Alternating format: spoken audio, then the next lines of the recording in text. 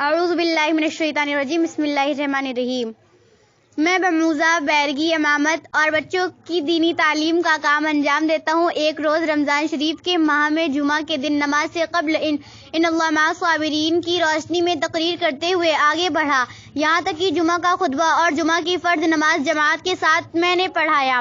اسی روز عصر کی نماز سے فارغ ہونے کے بعد میرے ہی موضع کے 3 طالب علم و نوجوان شخصوں نے مجھ پر اعتراض کیا کہ آیت مذکورہ کا ترجمہ کرتے ہوئے تقریر کے درمیان آپ نے یہ کہا ہے کہ خدا صبر کرنے والوں کے ساتھ ہے اور صبر کرنے والے گنہگار انسان جب جہنم میں جائیں گے تو خدا بھی اس انسان کے ساتھ جہنم میں جائے گا، جبکہ میں نے اپنی تقریر کے درمیان کوئی ایسا لفظ استعمال نہیں کیا ہے جس میں خدا کو جہنمی قرار دیا ہو، اور میرے اس قول پر میرے مقتدی میں سے صرف ایک شخص میری بات کی تصدیق کرتا ہے، باقی عوام کو کچھ یاد نہیں کہ میں نے کیا کہا ہے۔ لہذا آپ حضور عالی سے گزارش ہے کہ 3 شخصوں کے کہنے کے مطابق اور میں ایک مقتدی کے کہنے کے مطابق از روئے شرع کس حکم کے سزاوار ہیں، خدا کی جہنمی قرار دینے والے کا عقد باقی رہا یا نہیں؟ جواب: اگر آپ نے یہ جملہ نہیں کہا ہے کہ صبر کرنے والے گنہگار انسان جب جہنم میں جائیں گے تو خدا بھی اس انسان کے ساتھ جہنم میں جائے گا، مگر طلبہ اس جملہ کے آپ کی طرف منسوب کرتے ہیں تو وہ سخت گنہگار ہے، توبہ کرے۔ اور اگر طلبہ نے اس جملے کو بطور معارضہ پیش کیا کہ جب اللہ تعالیٰ صبر کرنے والوں کے ساتھ ہے تو کیا صبر کرنے والے گنہگار انسان جب جہنم میں جائیں گے تو خدا بھی اس انسان کے ساتھ جہنم میں جائے گا، تو انہوں نے اپنی جہالت سے میت مکانی سمجھ کر معارضہ پیش کیا، حالانکہ معیت سے مراد معیت بالعون والنصر ہے جو متقین، محسنین اور صابرین کے ساتھ خاص ہے، جیسا کہ تفسیروں میں مذکور ہے۔ المیت بالعون والنصر حاذا خاصیت بالمتقین والمحسنین والصابرین، اور یا تو ان کا مقصد یہ تھا کہ آپ نے معیت کے معنی کی تشریح نہیں کی جو عوام کے لیے ضروری تھی۔ بہرحال اس انداز کی گفتگو سے احترام لازم ہے، وَهُوَ تَعَالَى عَالَمٌ۔ جواب نوٹ: استفتاء کی عبارت سے ظاہر یہ ہے کہ کسی نے خدائے تعالیٰ کو جہنمی نہیں قرار دیا ہے، لیکن اگر کوئی خدائے تعالیٰ کو جہنمی قرار دے نعوذ باللہ من ذالک تو اس کو نکاح ضرور ٹوٹ جائے گا، یہ صریح کفر ہے۔ زید مدرسے کا مدارس اور مسجد کا امام ہے۔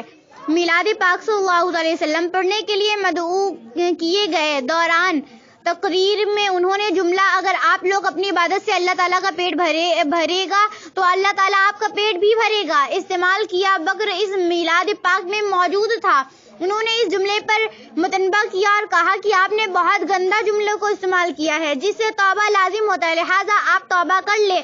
اتنا کہنا تھا کہ وہ آپ سے باہر ہو گیا اور تعویل کرنی شروع کر دی کہ ہم پیٹ سے مراد عبادت لیتے ہیں۔ بکر نے کہا صحیح کے اندر تعویل کی گنجائش نہیں ہوتی، آپ توبہ کر لیں، مگر وہ توبہ کرنے سے انکار کرتے رہیں اور اکڑ ہیں کہ میرا یہ جملہ صحیح ہے اور درست ہے۔ بکر نے کہا آپ کے اس جملے سے پروردگار عالم کا حدوث ہونا ثابت ہوتا ہے، حالانکہ پروردگار عالم کی ذات ازلی اور ابدی ہے اور جمیع عوارض جو انسان کے لیے ہوتے ہیں ان صبحوں سے وہ پاک و منظر ہے، لہذا دریافت طلب یہ امر ہے کہ فریقین میں سے کون حق پر ہے اور جو باطل پہ ہے، من جانب شریعت ان پہ کیا حکم وارد ہوتا ہے؟ جواب: اللہم ہدایت الحق والصواب۔ زید کا جملہ مذکور کفر ہے اور اس کی یہ تعویل کی ہم پیٹ بول کر عبادت مراد لیتے ہیں، شرع مطرود و مردود ہے، لہذا زید پر توبہ و جدید ایمان لازم ضروری ہے۔ وَهُوَ تَعَالَى وَرَسُولُ اللَّهِ عَالَمٌ بِالصَّوَابِ۔ تقدیر کیا ہے؟ تقدیر کو اللہ تعالیٰ نے جو بری یا بھلی پیدا فرمائی تو اس میں کیا کیا لکھا رہتا ہے؟ کیا چوری کرنا، زنا کرنا، قتل کرنا، کسی کا گھر جلانا، کسی سے محبت کرنا وغیرہ ہم یہ سب اللہ تعالیٰ کی طرف سے ہوتا ہے؟ کیا تقدیر بدل سکتی ہے؟ یعنی جو چیز قسمت میں نہیں لکھی ہے وہ کوشش کرنے پر مل سکتی ہے؟ جب انسان پیدا ہوتا ہے تو اس کے پیدا ہوتے ہی کیوں اللہ اچھی اور بری تقدیر بنا دیتا ہے جبکہ وہ اچھی اور بری باتیں پہچاننے کی عقل نہیں رکھتا ہے؟ جواب: اللہ تعالیٰ نے اپنی علم ازلی کے موافق ہر بھلائی برائی کا مقدر فرما دیا ہے، اس تقدیر کہتے ہیں۔ وَهُوَ تَعَالَى عَالَمٌ، انسان کو جو کچھ نفع نقصان پہنچنے والا اور وہ جو کچھ اچھائی برائی کرنے والا تھا سب کچھ اللہ تعالیٰ کے حکم سے لوح محفوظ میں لکھ دیا گیا ہے۔ یہ نہیں کہ جیسا لکھ دیا گیا ویسا ہم کو کرنا پڑتا ہے، بلکہ جیسا ہم کرنے والے تھے ویسا لکھا گیا۔ لکھا گیا وَهُوَ تَعَالَى عالم چوری وزنا وغیرہ انسان اپنے اختیار سے کرتا ہے اور اس فعل کے کرنے کی قدرت من جانب اللہ ہوتی ہے، اس لیے اس فعل پر انسان سے مواخذہ ہوگا۔ خلاصہ یہ کہ انسان نہ تو مجبور محض ہے اور نہ مختار کل۔ تقدیر کی 3 قسمیں ہیں: میرم حقیقی، معلق محض اور معلق صبیہ میں مبرم۔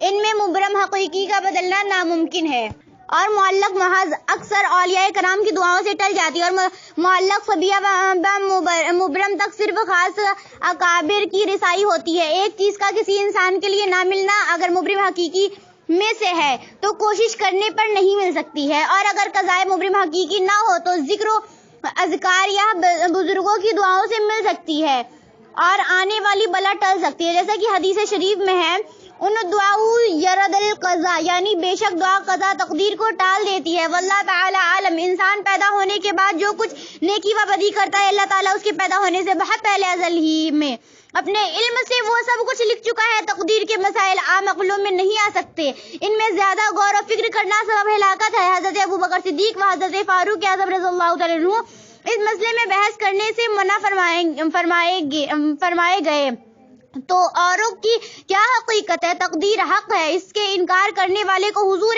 سید عالم صلی اللہ علیہ وسلم نے اس میت کا موجود بتایا ہے۔ واللہ تعالی ورسول الاعلی عالم۔ تیسرے پارہ کی آیت کریمہ میثاق واخذ اللہ میثاق النبیین میں ثم جاءکم رسول مصدقا لما معکم کیا مطلب ہے؟ جبکہ ہماری رسول سرکار اقدس صلی اللہ علیہ وسلم سب انبیاء کرام کے بعد تشریف لانے والے تھے، مفصل اطمینان و بخش جواب سے نوازے۔ جواب: اللہم ہدایت الحق والصواب۔ آیت کریمہ کے معنی میں مفسرین کرام کا اختلاف ہے۔ بعض لوگ کہتے ہیں کہ حضور سید عالم صلی اللہ علیہ وسلم پر ایمان لانے اور ان کی مدد کرنے کے لیے سب انبیاء سے عہد لیا گیا کہ اگر تمہارے پاس محمد عربی صلی اللہ علیہ وسلم تشریف لائیں تو تم ان پر ضرور ایمان لانا۔ یہی قول حضرت علی ابن عباس، قتادہ اور صدی کا بھی ہے رضی اللہ تعالیٰ عنہم۔ تفسیر کبیر: اور یہ عہد حضور کی عظمت ظاہر کرنے کے لیے علی سبیل الفرض ہے۔ اگرچہ حضور سب انبیاء کے بعد تشریف لانے والے تھے اور علی سبیل الفرض کی مثال قرآن کریم میں بہت ہے۔ مسئلہ رکوع 5 میں ہے لئن اشرکتا لیحبطن عملک، یعنی اگر تو نے اللہ کا شریک ٹھہرایا تو ضرور تیرا سب عمل برباد ہو جائے گا۔ حالانکہ کوئی نبی خدا تعالیٰ کا شریک کسی کو ہرگز نہیں ٹھہرا سکتا۔ اور ملائکہ کے بارے میں فرمایا وَمَن يَقُلْ مِنْهُمْ إِنِّي إِلَٰهٌ مِّن دُونِهِ فَذَلِكَ نَجْزِي جَهَنَّمَ، یعنی جوان میں سے کہے میں اللہ کے سوا معبود ہوں تو اسے ہم جہنم کی جزا دیں گے، حالانکہ ان کے بارے میں خدا تعالیٰ نے خود فرمایا وَهُمْ بِأَمْرِهِ يَعْمَلُونَ، یعنی ملائکہ اس کے حکم پر کاربند ہوتے ہیں۔ یہاں تک کہ 3 میں فرمایا کل ان کان للرحمن ولد فانا اول العابدین، یعنی تم فرماؤ اگر رحمان کے لیے لڑکا ہوتا تو سب سے پہلے میں پوجتا۔ حالانکہ خدا تعالیٰ کی ذات باپ ہونے سے پاک ہے، جیسا کہ سورہ اخلاص میں فرمایا لم یلد، لہذا جس طرح یہ سب اعلیٰ سبیل الفرض ہے، ایسے حضور سید عالم صلی اللہ علیہ وسلم پر سب انبیاء کرام کے ایمان لانے اور مدد کرنے کا عہد بھی اعلیٰ سبیل الفرض ہے۔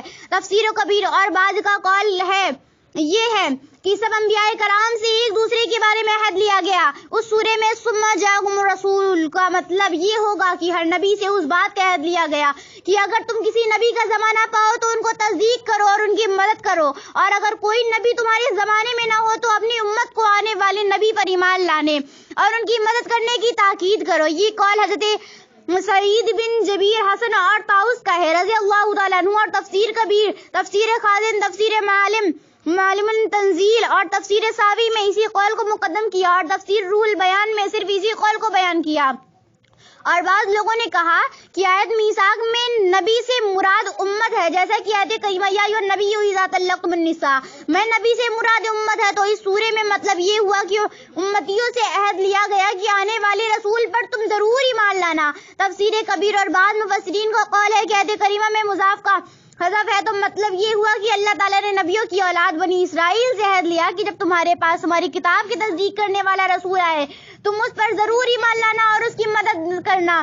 تفسیر کبیر، تفسیر مدارک اور بعض لوگوں کا قول ہے کہ انبیاء کرام اور ان کی امت سب سے حضور صلی اللہ علیہ وسلم کے بارے میں عہد لیا گیا، مگر ذکر صرف انبیاء کرام کا اس لیے ہوا کہ قول یہ ہے کہ انبیاء کرام اپنی امتوں سے عہد لیتے تھے کہ جب سیدنا محمد رسول اللہ صلی اللہ علیہ وسلم مبعوث ہوں تو ان کے اوپر ضرور ایمان لانا اور ان کی ضرور مدد کرنا۔ تفسیر کبیر اور تفسیر خازن میں ہے کہ یہ قول اکثر مفسرین کا ہے، مگر قول اول قوی ہے کہ حضرت علی رضی اللہ تعالیٰ عنہ فرماتے ہیں دنیا میں کوئی نبی اور رسول نہیں آیا مگر خدا تعالیٰ نے ان میں حضور صلی اللہ علیہ وسلم پر ایمان لانے کا عہد لیا، اور پیغمبر نے اپنی قوم سے عہد لیا کہ اگر تم ان کا زمانہ پاؤ تو ان پر ضرور ایمان لانا اور ان کی مدد کرنا۔ تفسیر خازن وہو تعالی رسول العالی عالم بالصواب۔